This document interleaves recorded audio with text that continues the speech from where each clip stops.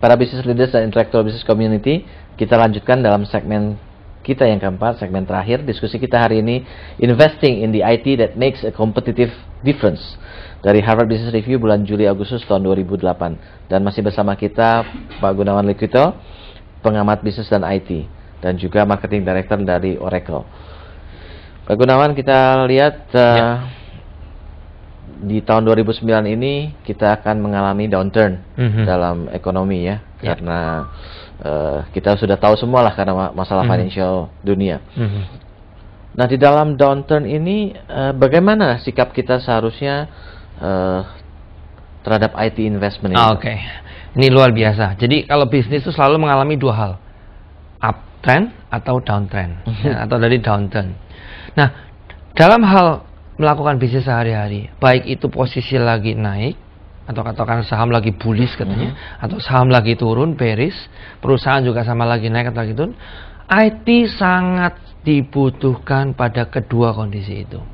Oke. Jadi apapun bukan makanannya, minumannya IT lah. Iya, gitu ya. jadi kenapa kita mesti demikian? Pada saat uptrend atau perusahaan naik, itu jelas pengembangan IT kelihatan sekali hasilnya. Tapi pada saat downtrend, apakah IT menjadi efektif? Justru pada saat downtrend seperti ini, kita menggunakan IT untuk menganalisa bisnis proses apa di dalam perusahaan kita yang masih menguntungkan, bisnis proses apa di dalam perusahaan kita yang tidak menguntungkan, atau katakan lebih spesifik lagi, divisi apa atau produk apa yang masih menguntungkan, produk apa yang tidak menguntungkan, dan segala macam. Itu bisa dianalisa secara IT. Apakah itu berarti menambah investasi IT-nya atau menambah utilisasi dari IT-nya? Nah, jadi sekarang adalah utilisasi dari IT lebih ditingkatkan untuk mengantisipasi downtrend tadi. Betul. Nah, kalau utilisasi kan doesn't mean you invest new kan? Ada dua. Apakah itu hanya sekedar meningkatkan utilisasi karena tadi kegunaannya belum maksimal, atau kita harus menambah tools lain yang bisa menganalisa tadi sehingga bisa mencanangkan. Misalnya, dalam suasana downturn seperti yang digambarkan tadi, beberapa waktu yang lalu, mungkin kita kasih contoh yang lebih real adalah Garuda Indonesia.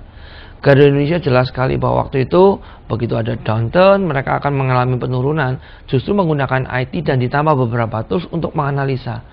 Katakanlah trayek mana yang baik, trayek mana yang kurang. Dan bahkan dia bisa juga memberikan suggestion, sebaiknya trayek itu tidak hanya sampai ke satu tempat, tapi ditambah tempat lain. Contoh, katakanlah mungkin Jakarta Surabaya termasuk jalur gemuk. Tetapi setelah dianalisa dengan IT tadi, ternyata lebih baik lagi kalau Jakarta Surabaya berakhir di Balikpapan atau di Banjarmasin. Ternyata cost-nya sama, operasinya sama, waktunya sama, bahkan maintenance-nya relatif sama, tetapi revenue dapat lebih banyak. Satu. Yang kedua, mungkin di jalur lain adalah kita harus potong, karena terpaksa ini adalah jalur yang non-profit dan katakanlah mungkin banyak sekali cost yang ditimbulkan. Dari mana itu semua? Kita tidak bisa menghitung hanya dengan kancing baju, ya. Buka tutup. Harus dianalisis datanya. Harus dianalisis datanya. Nah, disinilah peranan IT ya sangat berguna untuk memilah-milah. Ya. Nah, sekarang gini Pak Gunawan, policy seperti apa yang you lihat yang make sense di masa upturn itu? Investasi IT harus jalan juga kan? Di masa downturn juga investasi IT harus jalan. Pertanyaannya, apakah investasi di masa downturn ini harusnya lebih kecil, lebih besar, atau sama dengan investasi pada saat upturn? Dua-duanya jawabannya yes and no. Artinya pada saat masa downturn bisa investasi lebih kecil atau lebih besar, tergantung pada lagi what is your real business pain. Jadi pada saat kita downturn, what is the real business pain? Mungkin pain-nya adalah, kalau downturn biasanya hubungannya langsung kita akan merumahkan karyawan. Tapi pertanyaan berikutnya, karyawan yang mana? Apakah semua karyawan kita rumahkan? Tentunya tidak. Dengan katakan satu software human capital management tadi, ada talent management dan segala macam, kita bisa melihat productivity per head, kemudian productivity per division, productivity per company, productivity per group. Enggak Pak ya? Nah, itu kan kalau kita lihat seharusnya gitu ya. Seharusnya yang itu. Tapi kenyataannya Pak Gunawan, kita kan mengalami downturn bukan hanya sekali ini ya. Betul. Beberapa namanya bisnis up and down down. Pasti downturn kita sudah lalui beberapa kali. Umumnya pada saat downturn itu spending IT itu menurun atau tidak? Banyak perusahaan melakukan hold, wait and see. Karena pada saat downturn dia belum lihat apakah itu downturn benar-benar akan real downturn atau akan sideways atau bahkan akan return balik ke atas atau rebound orang mengatakan. Nah, justru pada saat downturn kita kadang-kadang kalau kita katakanlah dikasih challenges, dikasih kepepet sedikit, orang lalu berpikir sedikit inovatif atau bahkan lebih hebat daripada yang biasa-biasa. Makanya yang terjadi adalah dengan menggunakan IT analisis tadi, ternyata pada saat downturn mereka melakukan inovasi di mana bisa menaikkan kembali tadi revenue, profit, bahkan growth. Walaupun dalam kondisi yang sulit. Karena tidak semua industri mengalami downturn. Katakanlah mungkin di Amerika jelas sektor finansial sekarang menjadi bagian utama. Kemudian hari ini juga kita melihat bahwa ternyata industri mobil pun butuh bailout.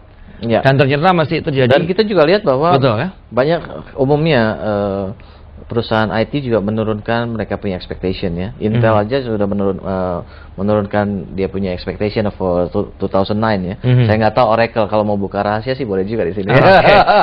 Apakah you punya projection itu akan lebih menurun dibandingkan 2008? Jadi kita sebagai pemerhati kita melihat secara umum bahwa industri apapun dalam kondisi downturn pasti akan tanda petik wait and see. Tetapi bukan berarti itu adalah menurunkan target. Kita tetap aja berjalan sesuai dengan rencana. Yang pertama adalah bahwa pertumbuhan perusahaan harus selalu positif, growth. Kemudian yang kedua, apalagi perusahaan yang sudah listing. Semua perusahaan yang sudah listing terbuka biasanya dituntut untuk selalu naik. Apakah keadaannya lagi positif atau keadaannya lagi negatif. Justru diperlukanlah teman-teman ini inovasi-inovasi apa yang membuat bahwa ternyata kita tidak mengalami masalah seperti teman-teman yang lain. Hopefully Pak ya. Jadi kita melihat bahwa sebaiknya kita lakukan inovasi yang kuat, kemudian lakukan celah-celah lagi, kemudian kita lihat pasar yang tidak ikut downturn. Karena yang downturn maksimum hanya sekarang katakanlah mungkin hanya di sektor finansial pada umumnya. Tetapi ternyata setelah Citibank, tadi Citicorp di bailout, ternyata financial juga sekarang kembali naik. Dan itu sifatnya adalah temporary. Please be aware bahwa downturn hanya temporary dan itu akan naik kembali menjadi seperti biasa. Okay. Now, if you have one or two statements, bagaimana your advice untuk satu investasi IT yang justified lah di masa downturn. Di masa downturn ya. Jadi yang pertama sekali adalah sebagai pemerhati lagi kita melihat bahwa sebaiknya investasi IT berhubungan dengan bisnis proses di dalam perusahaan.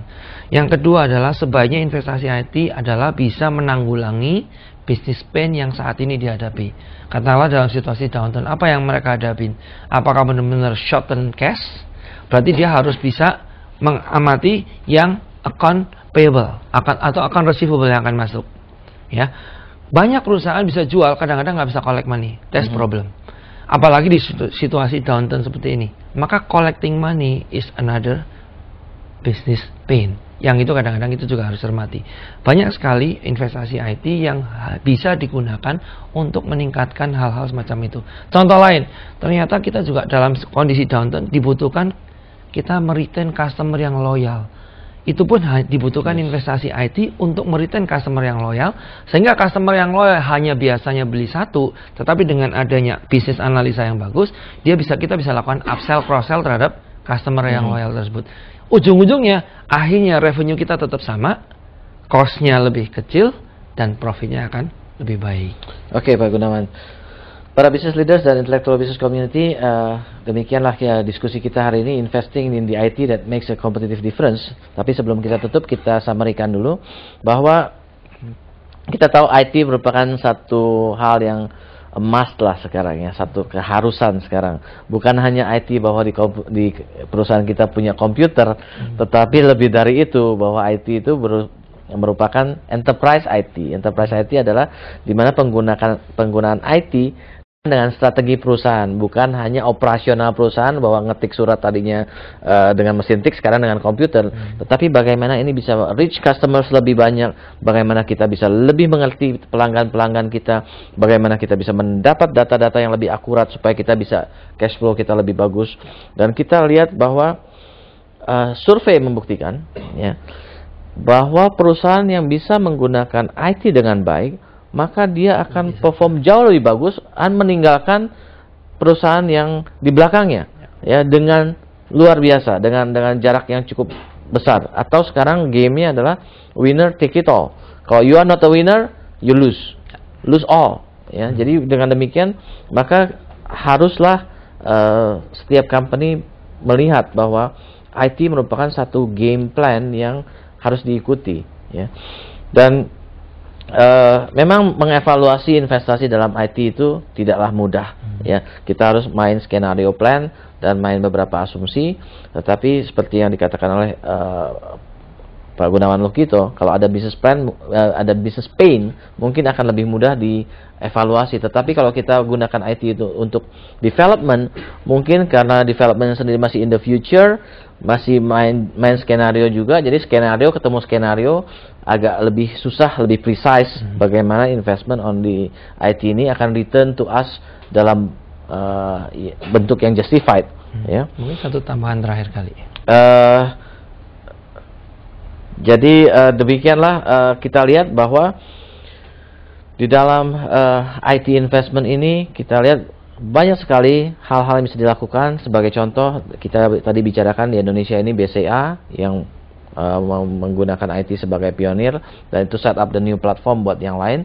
Dan juga kita membicarakan tadi contoh sederhana bagaimana CVS, jaringan apotek di Amerika itu menggunakan business process improvement yang dibantu dengan IT yang membuat kepuasan pelanggan meningkat dari 86% menjadi 91% hanya dengan menemukan sesuatu yang business process yang diperbaiki dan kemudian menggunakan IT itu untuk dideploy ke seluruh jaringan sehingga dengan cepat dia bisa mendapatkan kepuasan pelanggan yang meningkat. Demikianlah para business leaders dan intellectual business community, diskusi kita hari ini, investing in the IT that makes a competitive difference. Dan semoga diskusi kita ini bisa membantu Anda melakukan bisnis lebih baik di tahun 2009 ini. Saya Dr. Bayu, Executive Director Intellectual Business Community. Sampai jumpa di dalam program CEO Reference berikutnya.